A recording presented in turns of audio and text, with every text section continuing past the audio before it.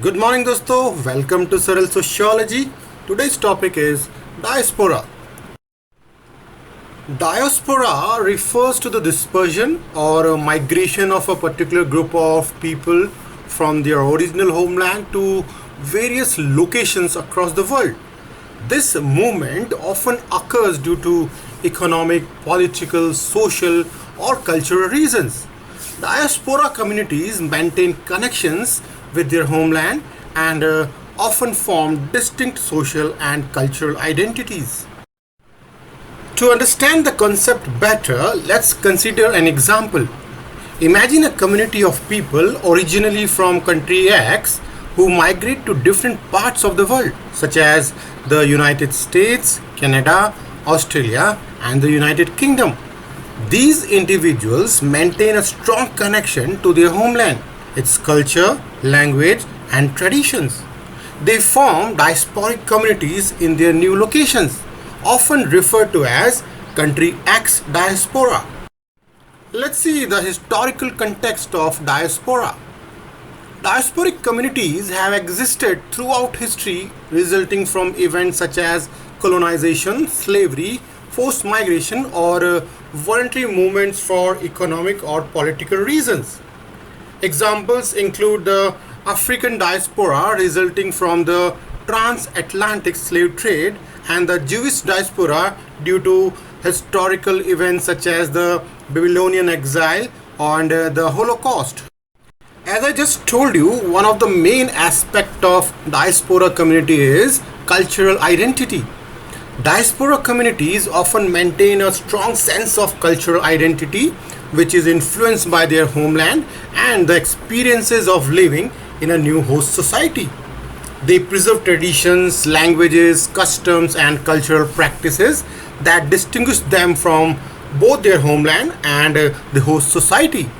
They not only preserve but pass down traditions, language, customs, and values to their subsequent generations, even when living in a different cultural context.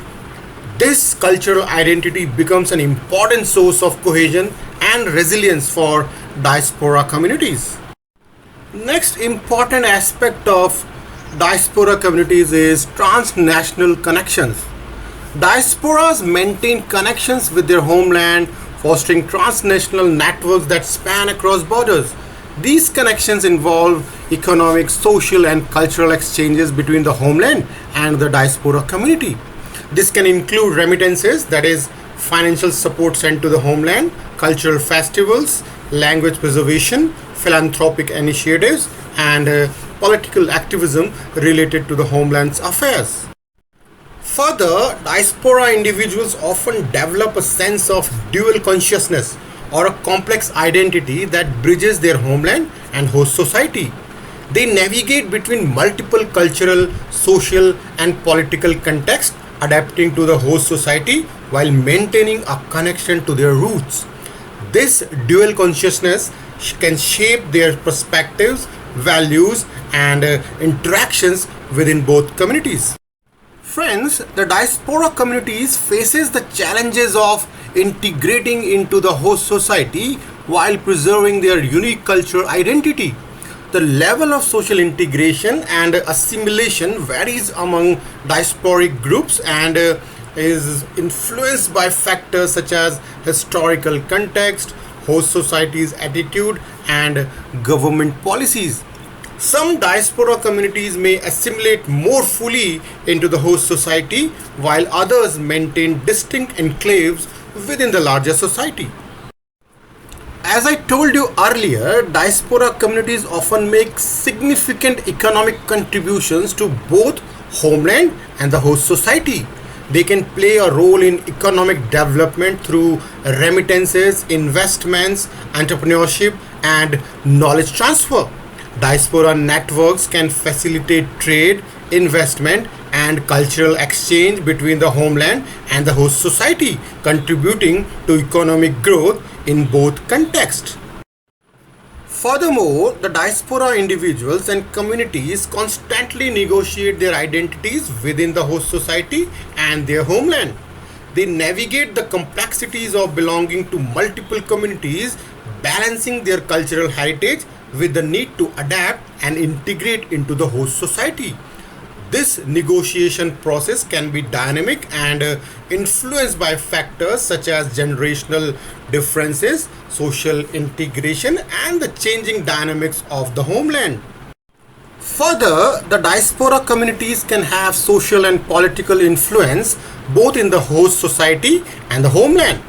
They may engage in activism, advocate for rights of their community, or influence policies and decisions related to their homeland. Their transnational connections and cultural capital can provide them with platforms to address social issues, promote cultural diversity, and contribute to social and political change. Friends, examples of diaspora communities include the Indian diaspora, which spans across the globe, including United States, the United Kingdom, Canada, and the Gulf countries. The Jewish diaspora, resulting from historical events such as the Holocaust, has established communities worldwide. The African diaspora encompasses individuals and communities dispersed across the US, Europe, and other parts of the world as a result of the transatlantic slave trade. So friends, before concluding, we should know the diaspora communities face various challenges including language barriers, cultural shocks, discriminations, cultural adaptation, and maintaining a sense of belonging in both the homeland and the host country. These challenges require individuals and communities to navigate cultural, social, and institutional context while preserving their cultural heritage. Finally, to conclude, I should say sociologists study diaspora to understand the dynamics of identity, migration, social integration, cultural preservation, and transnationalism. By examining the experiences and contribution of diaspora communities, sociologists gain insights into the complexities of globalization, multiculturalism, and interconnectedness of societies.